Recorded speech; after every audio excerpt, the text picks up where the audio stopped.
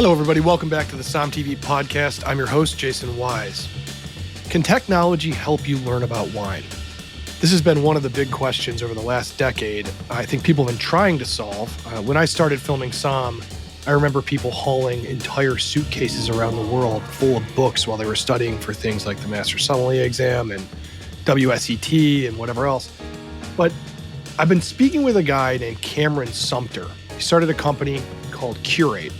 And I have to be honest, I'm pretty impressed with this app he's created. I think many have tried, and this is one that sort of adapts to learning. So I'm going to have him on the podcast today, and we're going to talk a little bit about how an app can actually crack the code of studying for wine. All the different nuances, all the different changes that keep happening in the wine world. Is this the one? Well, we're going to talk Curate on this podcast today. Before I get to my conversation with Cameron Sumter, I do want to say we just got back from a very big trip shooting a new film for Som TV in the UK and in Bordeaux. We were on the right bank of Saint-Emilion. While we were in Saint-Emilion, we got permission's a loose term, I would say alcohol was involved, to go underneath the town of Saint-Emilion, which people who have studied or maybe even just know a little bit about the right bank of Bordeaux, a lot of these towns are quarried out of the stuff below them. So in this case, Saint-Emilion was a limestone base that all the vines are planted on, but the town itself is quarried from these limestone rocks. So every time I've ever visited, I wondered what the hell is below Saint-Emilion? Are there caves? Are there quarries? How do I get access? And every time I ask, they're like, you're not allowed down there. It's not safe. So we finally got permission to go down there and drink what was one of the best bottles of Bordeaux I've had in a very, very, very long time. It's an unexpected one. That episode will be airing on Som TV. We go below the town of Saint-Emilion into these caves.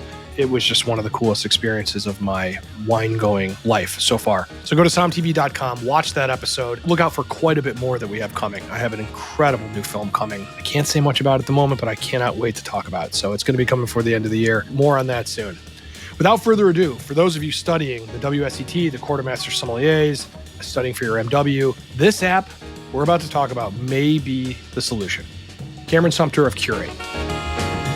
Cameron, it's an honor to have you on. I really appreciate your time, and you're a busy guy. We talk a ton about wine and tech and all of the influences that kind of come from it. And honestly, I have to say, a lot of the tech ideas I've heard, I don't know that they've really changed wine. You know, people are always trying to figure out a way. When you and I first talked about this app and really this whole ecosystem you're trying to build, we're going to take a step back and talk about what it is. But it got me kind of excited because I don't know if you know this, but I spent the greater part of about 14 years filming people, you know, cutting their bangs, studying for exams and all of this stuff in a very analog fashion. So let me take it back and we'll talk a little bit about what are you building in there? Let's talk about what you've made here. Sure. Great to be here with you today, Jason. Curate really is a centralized wine platform. It's, kind of born out of an issue that I had when I was first getting into wine back in college in terms of the tasting notes and getting into that whole process. I wrote about 300 notes while I was, exploring different varietals and sort of getting up to speed with everything. And I found that I was spending a lot of time on the actual English sort of exercise of writing the notes and trying to find the right flowery adjective and that sort of thing. So I said, there has to be, a better way of actually capturing that information. And that kind of led into building the tasting note portion of the app, which of course required there to be vintage definitions that kind of underpinned each one of those tasting notes.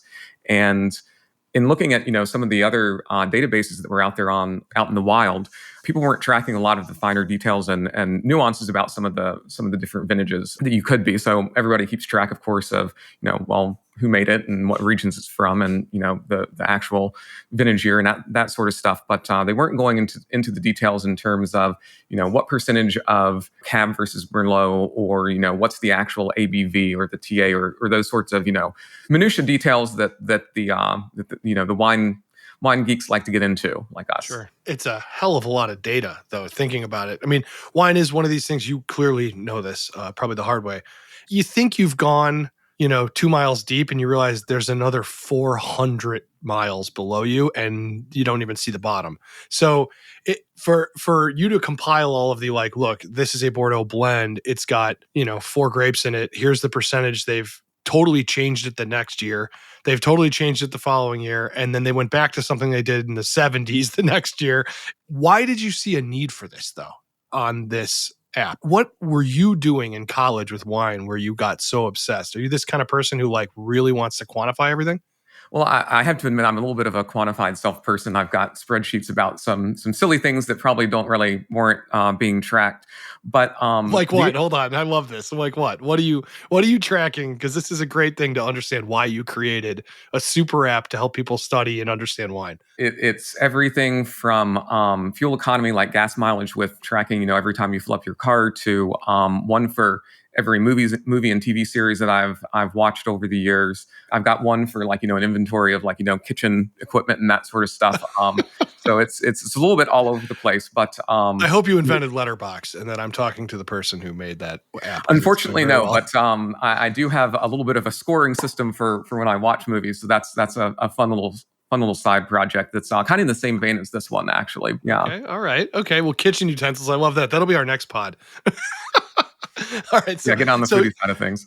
That's right. So you become obsessed with the minutia, the data. So really fast, when you started getting into wine, I ask everybody this: what was your impetus? Was it a certain bottle? Was it a restaurant you went to all the time? Was it another person? And what was the wine? Well, kind of picking up on, I guess, the second half of the last bit that I didn't say, I found that basically just doing the paragraph thing in a sort of public style, like there was a lot of situational factors that I wanted to keep track of, like who was I with, what restaurant were we at, that sort of thing. Separately from like all of the actual details about tastings and wines and everything else, that's one of the big hallmarks of the app is keeping track of all of those situational factors. So you can say, hey, I was somewhere in Los Angeles. I was with Jason. This was about 3 years ago. And I had something, and I know it was Spanish, and I know it was great, and I'm not sure what it was. And being able to drill back down and find it just based on those, or doing it based on a flavor or something like that. Basically, any sort of iota of information that you could use to try to recall an experience, and actually being able to bring it back based on that. And then in terms of, I guess, just like the interest in wine in general, it's something that is not really unique to me. Everybody, I think, when they get into it and start seeing what's past that second mile going towards the 400 that you mentioned, all of the different impacts that, soil and different, weather patterns and different blending techniques. And, it's just a real rabbit hole in terms of how many different things can have an actual measurable impact on the outcome, even for somebody who doesn't know much about the actual nuts and bolts of winemaking. That makes it kind of interesting in an experience. And I've always found that it's something, even if you're, busy and you're not traveling at a particular time, you can always go and grab a bottle from a different part of the world and go on a little mini adventure, without even leaving your home. When did you take the step into saying, okay, this is not just cataloging what I've done, what I've seen, maybe even what I want to do? When did it take the jump? Because this is the really exciting thing. In directing Som, I obviously became obsessed with the lengths people put themselves through to study. And I mean, that film could have been about a number of topics. I think the fact that it was about wine made it so fascinating for people, is that it wasn't about people collecting data per se, or race car drivers trying to figure out how to make an engine faster. It was about Merlot and Cab and Rioja. And so it's just counterintuitive. So at what point were you like, this tool can help people learn and understand? When did it become a teaching thing? I think it happened pretty early on, just in terms of designing the application from a perspective where it could capture all of the data that somebody who's a true enthusiast, or even separately from studying for the exam, would want to just capture those details. At the same time, it was always intended to be usable. We've got this little slogan, like from a first-time taster up through a master sommelier. Mm-hmm. It really is, from the onset, designed to cater to every skill level.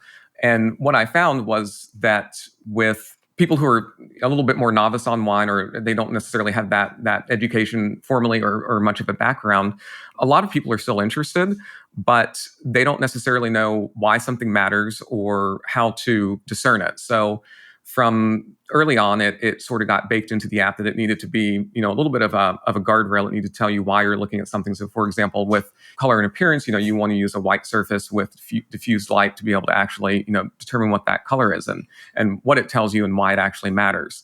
one of the things that actually came up in the first beta session was profile characteristics. There are 120 options, austere, big, bold, those sorts of words. And they were just there as checkboxes, and there were no definitions off to the side. And people started asking me, well, what does this one mean? What does that one mean? And I'm like, well, it would probably be pretty helpful and more intuitive if there were, little quick, succinct definitions off to the side that help people, which if you already know what it is, that's great. It's a quick reminder. It can be a sort of a tiebreaker between two things that are maybe similar. And if you don't, then it's a great learning tool for that first exposure to the term. When you were researching this, I mean, this is the thing that really, really fascinates me, because watching people study, it's a total personality-based thing. So what did you learn about the way people learn? Obviously, if you're passionate about something, it's gonna be stickier with you. But at a certain point, when you're trying to cram that much knowledge or that much understanding, I mean, partly the app is nice because it's kind of a secondary brain. But I'm just curious, what did you learn about when you look at the layout of the app, which we'll get to, of kind of what it looks like and how it's formed? I assume all of that is because this is the way people process things. This is the way people reference things. And I'm just curious what your process of going through maybe some mistakes and some success in the way kind of the human brain works. So, Jason, a lot of people are more visual than anything else. So one of the guiding tenets that we built into the actual interface itself is symbolic learning theory. So throughout the app, whether you're adding a flavor to a note or browsing the interactive flavor wheel or looking at a prior note, every aroma/flavor has a category, floral, vegetative, that sort of thing. And each one of those categories has a particular color. In addition to that, each flavor itself also has an icon that goes along with that. They're all custom, super specific. Bay leaf, mint, and basil all have their own distinct icons to help you sort of internalize that. So throughout the app in all of these different places, it really helps you create like a mental image of what these things look like as you're kind of like scrolling through them in your head. That makes it easier to drill down to the right one when you're actually tasting something blind or just trying to pick between three different similar sort of flavors. Well, this is, of course, again, why I felt the film was so important to do, is because you have this gauntlet of different ways that it attacks you, or you attack it, or you attack yourself, or like you say with the theory, I will say, and just looking at the quartermaster sommeliers, that is one of the things I think people consider the hardest. The blind tasting is probably the sexiest, but I think people enjoy the process. Whereas the theory, I find it really, and I'm talking some very bright people, it just takes so much time. I mean, you are constantly having to carry around flashcards or whatever. I mean, obviously the idea of an app that actually can work for this type of a thing is revolutionary. And this is why I was like, we got to talk to you on the podcast, because it could be a game changer in retention of knowledge. And also, I'm always thinking if more people are studying wine and into it and understanding, what the difference between Syrah and the northern and southern Rhone Valley is, it's going to take away that idea that wine is a certain kind of a thing and make it a little more approachable. If there are people out there that have great amounts of knowledge and they have a place to put their passion. So for me, I am really hoping that your app explodes, because I really want people to be thinking about these kind of things, to be thinking and be able to talk about it in a way where it doesn't feel intimidating, which is almost a thing I'm kind of tired of talking about. Wine is not intimidating, but I do think people attach a lot of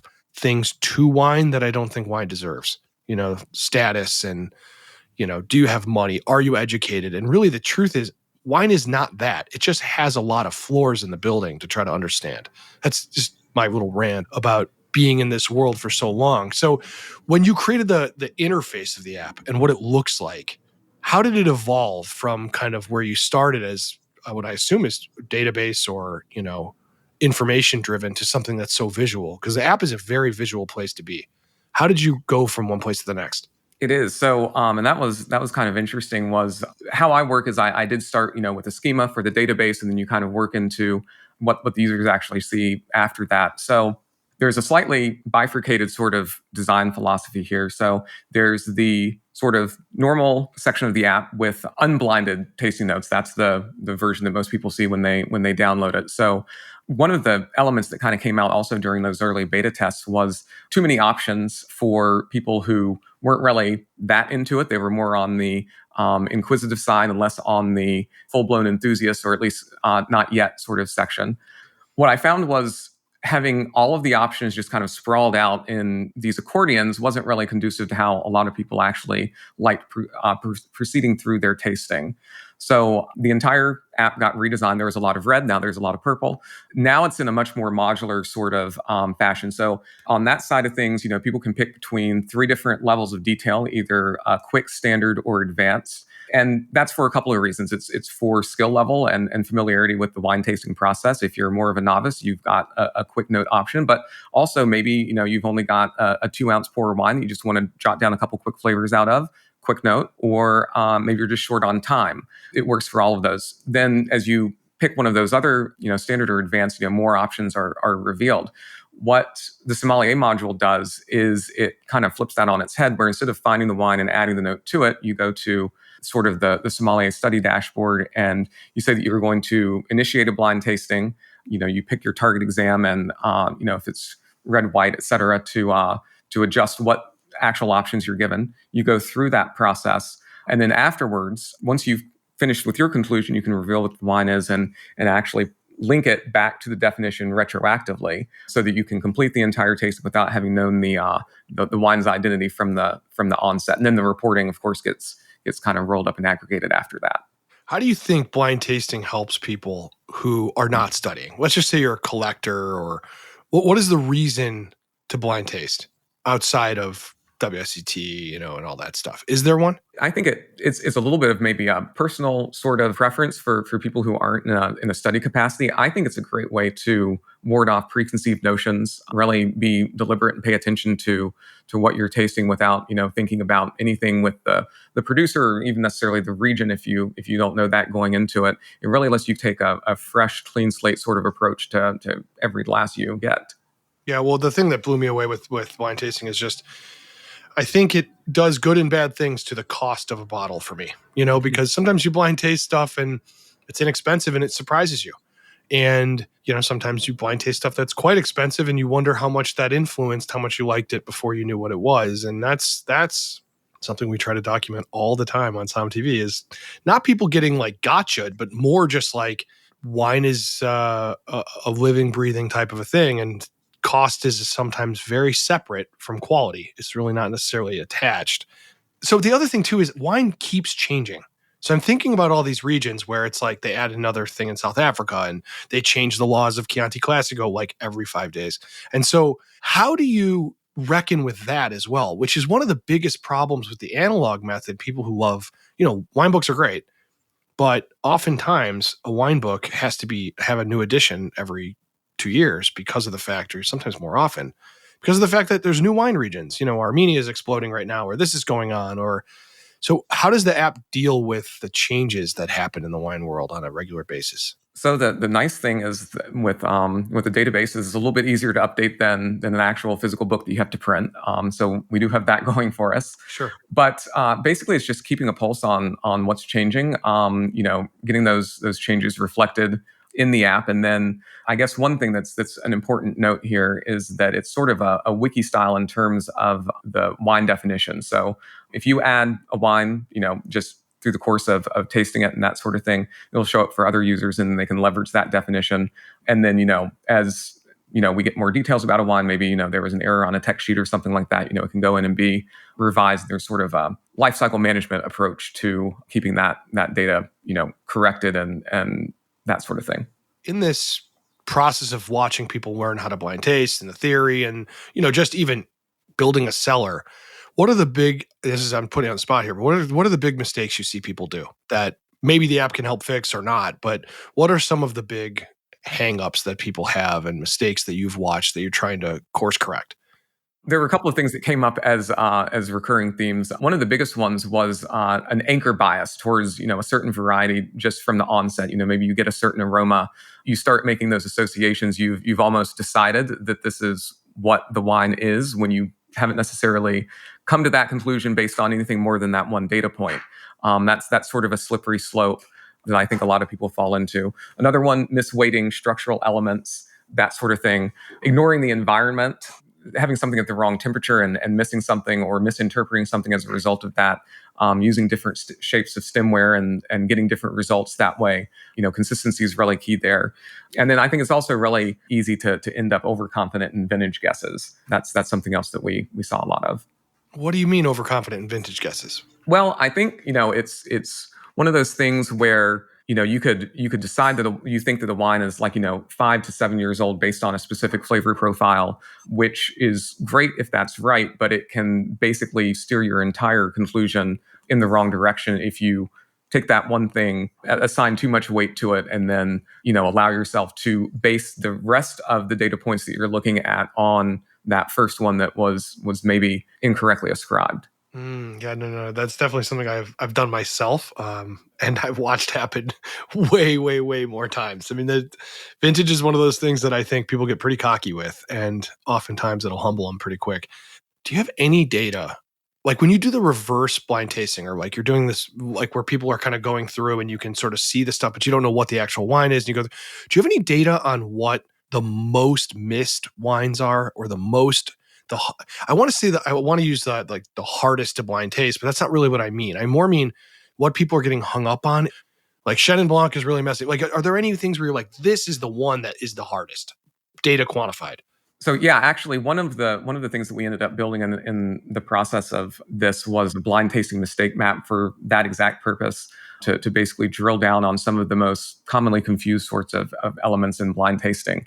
So the way that it works is it kind of takes an aroma/flavor first sort of approach, and then works backwards to particular varietals, basically figuring out what these different aromatic compounds look like as they manifest with subtle differences, even though at a high level they could all be kind of commingled together as one meta flavor, and figuring out where to draw the boxes around those, because there is some overlap, but internalizing what the subtle differences are between them and letting that act as a tiebreaker in those sticky situations on the exam. God, fascinating. I dug into this thing, and I got to tell you, people listening to this app is phenomenal. I know a lot of people, especially ones that were in my films, that man would have loved if this existed.